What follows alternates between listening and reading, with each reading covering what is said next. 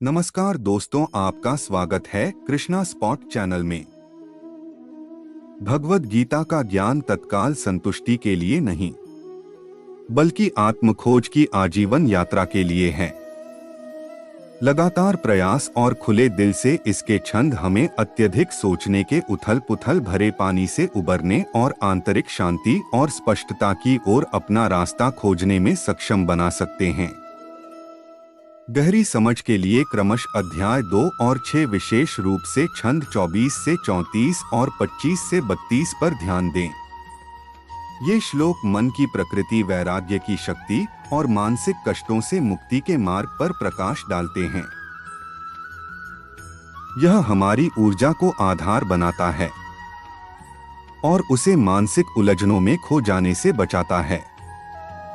दिमागीपन विकसित करना ध्यान जैसे अभ्यास हमें अपने विचारों में उलझे बिना उनका निरीक्षण करने की क्षमता विकसित करने में मदद करते हैं, जिससे हमें अपनी प्रतिक्रिया चुनने के लिए जगह मिलती है। उच्च मार्गदर्शन की तलाश। गीता एक उच्च शक्ति के प्रति समर्पण करने को प्रोत्साहित करती है। चाहे वह कृष्ण हो या कोई चुना हुआ आदर्श, अपने मन की सीमाओं से परे सांत्वना और दिशा खोजना सभी विचारों से मुक्त हो जाता है। अपनी समझ के साथ मुझ में लगा रहता है, वह वास्तव में मुक्त है। गीता कोई सरल समाधान नहीं बताती, बल्कि एक बहुआयामी दृष्टिकोण का खुलासा करती है। जड़ की पहचान आत्मचिंतन के माध्यम से हम अपनी अत्यधिक सोच के ट्रिगर और पैटर्न को पहचानना शुरू कर सकते हैं। इच्छाओं और चिंताओं से इसके संबंध को समझ सकते हैं। कार्रवाई में एंकरिंग पाठ कर्म योग पर जोर देता है। जागरूकता और वैराग्य के साथ किया जाने वाला निस्वार्थ कार्य। भगवद गीता वैसे भी एक आधुनिक अवधारणा के रूप में अति सोचने को स्पष्ट रूप से संबोधित नहीं करती है, लेकिन इसके छंद अत्यधिक मानसिक बकवास के साथ हमारे संघर्षों के साथ गहराई से गूंजते हैं। कृष्ण अत्यधिक सोचने की दुर्बल करने वाली प्रकृति को पहचानते हैं। इसे क्लेश कहते हैं, जो दुख की जड़ है। वह अध्याय 2 श्लोक 62 में घोषणा करता है, जो अपनी इंद्रियों को अपने विषयों से हटा लेता है और अपने मन को मुझ में स्थिर कर देता है, कुछ भी नहीं चाहता है। हर संभावित परिणाम के बारे में अधिक सोचने के बजाय मालिक उपलब्ध जानकारी के आधार पर सर्वोत्तम निर्णय लेने पर ध्यान केंद्रित करता है। यह स्वीकार करते हुए कि सफलता और विफलता यात्रा का हिस्सा हैं। यह मानसिकता आंतरिक शांति और स्पष्टता पैदा करती है। कुरुक्षेत्र के युद्ध क्षेत्र में बढ़ती चिंताओं और चुनौतीपूर्ण विकल्पों के बीच अत्यधिक सोचने से अभिभूत अर्जुन लड़खड़ा जाता है। फिर भी अपने परामर्श के माध्यम से ज्ञान के अवतार कृष्ण मन के विश्वासघाती इलाके से निपटने के लिए अमूल्य अंतर्दृष्टि प्रदान करते हैं। अत्यधिक सोचना अक्सर अतीत की गलतियों पर ध्यान देने या भविष्य की अनिश्चितताओं के बारे में चिंता करने से उत्पन्न होता है। श्लोक योगस्थ कुरु कर्माणि संगम त्यक्त्वा धनंजय सिद्ध्य सिद्ध्यो समो भूत्वा समत्वम योग उच्यते। अध्याय 2 श्लोक 48। अनुवाद: हे अर्जुन, सफलता या विफलता के प्रति सभी लगाव को त्याग कर संभाव से अपना कर्तव्य निभाओ। ऐसी समता को योग कहा जाता है। व्यावहारिक उदाहरण: एक चुनौतीपूर्ण निर्णय का सामना करने वाले व्यवसाय के मालिक पर विचार करें। और अध्ययन का नियमित अभ्यास वाणी की तपस्या है। व्यावहारिक उदाहरण: एक व्यक्ति की कल्पना करें जो सचेतन अभ्यास में लगा हुआ है। उनकी सांसों पर ध्यान केंद्रित करना और बिना किसी निर्णय के उनके विचारों का अवलोकन करना।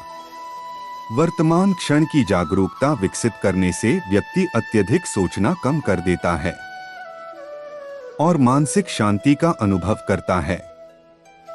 संभाव बनाए रखना: गीता सफलता और असफलता की स्थिति में संभाव बनाए रखने का महत्व सिखाती है। तीन नरक हैं, वासना, गुस्सा और लालच। व्यक्ति में वासना, गुस्सा और लालच, ये तीन प्रकार अवगुण हैं जो सीधे नरक के द्वार पर ले जाते हैं। इसलिए इसका त्याग करें। इन अवगुण का त्याग कर आप सुखी जीवन को व्यतीत कर सकते हैं। पहला मंत्र, शांत स्वभाव रखकर काम करना। वैसे तो भगवान श्री कृष्ण बचपन में बहुत नटखट स्वभाव के थे। विपरीत परिस्थितियां आने पर उनका स्वभाव हमेशा शांत रहता था। कृष्ण जी भगवान विष्णु के अवतार थे और वे यह बात जानते भी थे कि कंस मामा उन्हें बार बार मारना चाहते थे, फिर भी वे शांत रहते थे और समय आने पर कंस के हर प्रहार का मुंह तोड़ दिया। इससे सीख मिलती है कि कठिन समय में भी अपने शांत स्वभाव का त्याग नहीं करना चाहिए। लफ्ज कम हैं मगर कितने प्यारे हैं, तुम हमारे हो हम तुम्हारे हैं। पहचान तो सबसे है हमारी मगर भरोसा सिर्फ पर है तुम पर है। यारी झूठी, प्यार झूठा, झूठा यह संसार। सच्चा है इस दुनिया में बस कान्हा का दरबार। मेहनत भी करिए तो मुरलीधर प्रभु की सेवा के लिए, अपना इंद्रिय तृप्ति के लिए नहीं। यहाँ सब कुछ कृष्ण का है, वो मालिक, हम उनके सेवक हैं। फर्क नहीं पड़ता कि कौन आपको पाने के लिए मरता है, मायने तो ये रखता है कि कौन आपको खोने से डरता है। आज गुलशन का नजारा नायाब होगा, सबके गुलाब से प्यारा मेरा गुलाब मेरा कान्हा होगा। ए जन्नत अपनी औकात में रहना, हम तेरी जन्नत के मोहताज नहीं। हम श्री बांके बिहारी के चरणों में रहते हैं, वहाँ तेरी भी कोई औकात नहीं। किसी के पास ईगो है, किसी के पास एटीट्यूड है, मेरे पास तो मेरा सावरा है, वो भी बड़ा क्यूट है। किसी की सूरत बदल गई, किसी की नियत बदल गई, जब से तूने पकड़ा मेरा हाथ राधे मेरी तो किस्मत ही बदल गई। मेरे श्री कृष्ण कहते हैं कि जीवन में सबसे बड़ी गलती वही होती है जिससे कुछ सीखा न जाए। श्री वर्णन मुरारी हैं, जैसी श्री राधे दुलारी हैं, वैसा जग में कहाँ कोई है। हम तो सिर्फ उनके आभारी। वक्त बुरा है पर साथ तेरा है, ये वक्त भी गुजर जाएगा, ये विश्वास मेरा है। जय श्री कृष्णा। ए गोविंद, तूने मेरी रूह को ऐसे छुआ कि मैं तेरी जोगन हो गई।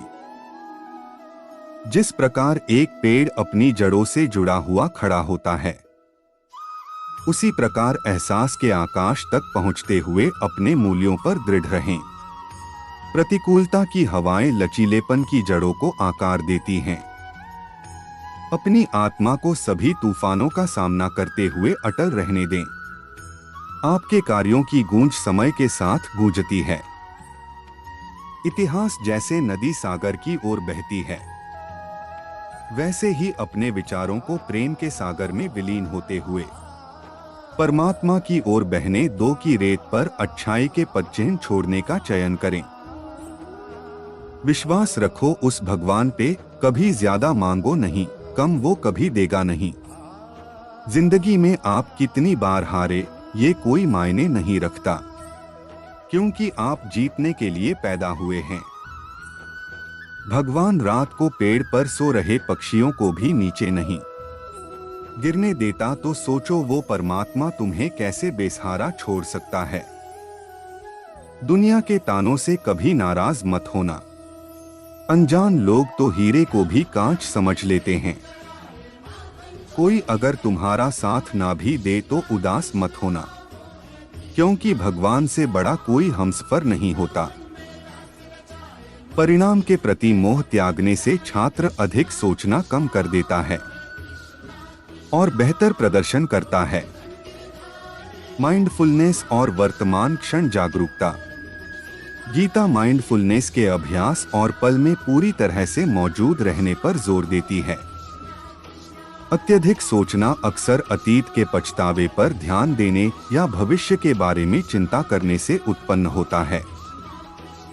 श्लोक अनुद्वेग कर्म वाक्यं सत्यं प्रियहितं च यत् स्वाध्यायाभ्यासनं चैव वाङ्मयन्तप उच्यते। अध्याय 17 श्लोक 15 अनुवाद। जो शब्द उत्तेजना पैदा नहीं करते, जो सत्य सुखद और लाभकारी हैं। आपको अपने निर्धारित कर्तव्यों का पालन करने का अधिकार है, लेकिन आप अपने कार्यों के फल के हकदार नहीं हैं। कभी भी अपने आप को अपनी गतिविधियों के परिणामों का कारण न समझें, न ही इससे जुड़े। निष्क्रियता व्यावहारिक उदाहरण कल्पना कीजिए कि एक छात्र परीक्षा की तैयारी कर रहा है। परिणाम के बारे में लगातार चिंता करने के बजाय छात्र परिश्रम पूर्वक अध्ययन करने पर ध्यान केंद्रित करता है, यह विश्वास करते हुए कि परिणाम स्वाभाविक रूप से आएंगे। तीसरा मंत्र, कभी हार न मानना। कभी भी उनका मन बुरा समय आने पर घबराता नहीं था, वह विपरीत परिस्थितियों का डटकर मुकाबला करते थे। उनका मनाना था, बुरे समय में विवेक पूर्वक काम करना चाहिए। भगवान श्री कृष्ण ने कभी भी हार न मनाने का संदेश दिया था। अंत का प्रयास करते रहना चाहिए, भले ही परिणाम हमारे पक्ष में क्यों न हो। मुश्किलें तब असली मायने दिखाती हैं जब हम उस वक्त हार नहीं मानते। जीवन में सफलता पाने के लिए आपको पहले खुद पर विश्वास करना होगा, फिर दुनिया पर। कभी कभी हारना भी एक तरह की जीत होती है, क्योंकि आप नए तरीकों की खोज में निकलते हैं। आपकी सोच आपकी शक्ति है, इसलिए उसे प्रेरणादायक बनाएं। सपनों को देखना तो अच्छी बात है, लेकिन उन्हें पूरा करने के लिए कठिनाइयों का सामना करना और बड़ी बात है। इसलिए परिणाम आपके हाथ में नहीं है, आप केवल अपने कर्म कर सकते हैं। जब आपको यह बात समझ आ जाएगी तो आपका ज्यादा सोचना बंद हो जाएगा। गीता हमें परिणामों के बारे में अत्यधिक चिंता किए बिना अपने कर्तव्यों का पालन करने की सलाह देती है। अत्यधिक सोचना अक्सर परिणामों के प्रति लगाव के कारण उत्पन्न होता है, जिससे चिंता और तनाव होता है। श्लोक, कर्मण्येवाधिकारस्ते मा फलेषु कदाचन मा कर्म फल हेतुर्भूर्मते संगोस्त्व अकर्मणि। अध्याय 2 श्लोक 47 अनुवाद।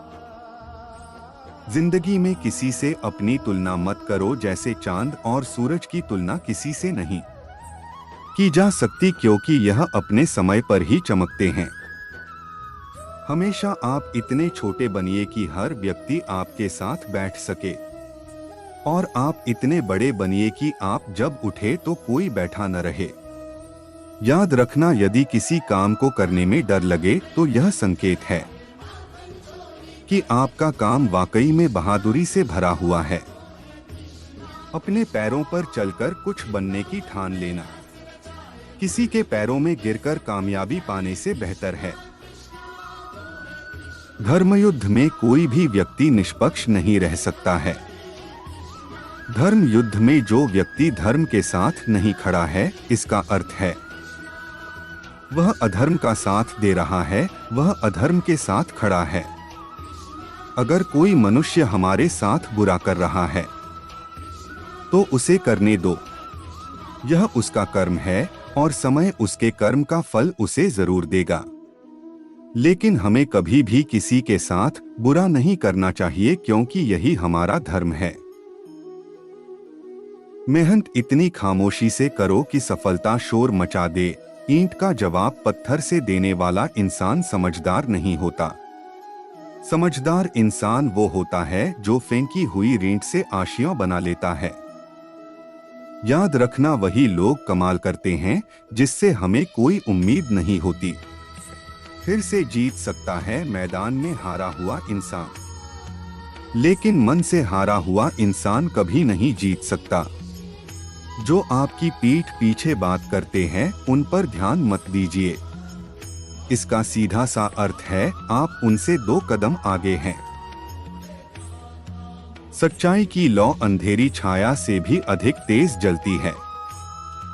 इसे अटूट स्पष्टता के साथ अपना मार्ग दिखाने दें। कुम्हार मिट्टी को सुंदरता के बर्तनों में आकार देता है। अपने विचारों को सकारात्मकता और परिवर्तन के जहाजों में आकार देता है। जिस प्रकार एक बीज में एक शक्तिशाली वृक्ष की क्षमता होती है, उसी प्रकार आपके कार्य आपके भाग्य को आकार देने की क्षमता रखते हैं। अपनी चेतना के कमल को खिलने दो। इच्छा के पानी से ऊपर उठकर एहसास के सूरज को गले लगाने दो। मन उन लोगों के लिए शत्रु की तरह कार्य करता है जो इसे नियंत्रित नहीं करते हैं। यदि आप युद्ध से पहले डरे हुए हैं तो आप लड़ने से पहले ही मर जाएंगे। गुस्सा हो या तूफान, जब दोनों शांत हो गए, इससे पता चलता है कि कितना नुकसान हुआ है। पने दर्द के लिए दुनिया को दोष मत दो।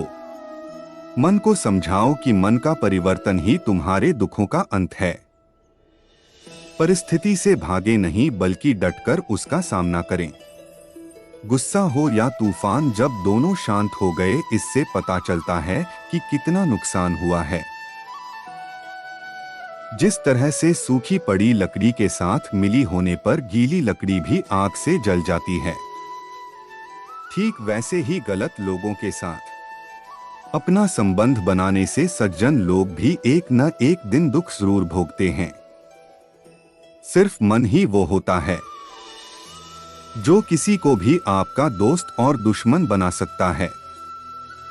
एक ऐसा इंसान जो अपनी सभी इच्छाओं को छोड़ देता है, वो फिर हमेशा के लिए मैं और मेरा की इस लालसा और भावना से बिल्कुल मुक्त ही हो जाता है। और वही एक होता है जिसे की परम शांति मिल पाती है। ज्ञान का दीपक अज्ञानता के अंधेरे को दूर करता है। इसे जिज्ञासा से प्रज्वलित करें और इसे विनम्रता से ईंधन दें। सच्चा त्याग कर्तव्यों का परित्याग नहीं है, बल्कि उनके परिणामों के प्रति आसक्ति का परित्याग है। जिस प्रकार कमल गंदे पानी से बिना मैले उगता है, उसी प्रकार अपनी आत्मा से निष्कलंक होकर सांसारिक चुनौतियों से ऊपर उठें। भक्ति की सुगंध धूप की तरह हृदय में बनी रहती है। इसे परमात्मा को अर्पित करें और आपकी आत्मा को इसका माधुर्य मिल जाएगा। जन्म लेने वाले व्यक्ति की मृत्यु निश्चित है और मरने वाले व्यक्ति का फिर से जन्म लेना निश्चित है। मन की गतिविधियों, होश, श्वास और भावनाओं के माध्यम से भगवान की शक्ति सदा तुम्हारे साथ है और लगातार तुम्हें बस एक साधन की तरह प्रयोग करके सभी कार्य कर रही है। उनका वादा भी अजीब था कि हम जिंदगी भर साथ रहेंगे। हमने ये भी नहीं पूछा कि ये प्यार से था या यादों से। चाहे चीजें आपके साथ हो या न हो, आपको हर दिन चिंता होती है। अगर प्यार पक्का है तो तकरार चाहे कितनी भी गहरी क्यों न हो, रिश्ता बना हुआ है। श्री कृष्णा के विचार सुनने के लिए हमारे चैनल को सब्सक्राइब करें और लाइक करें।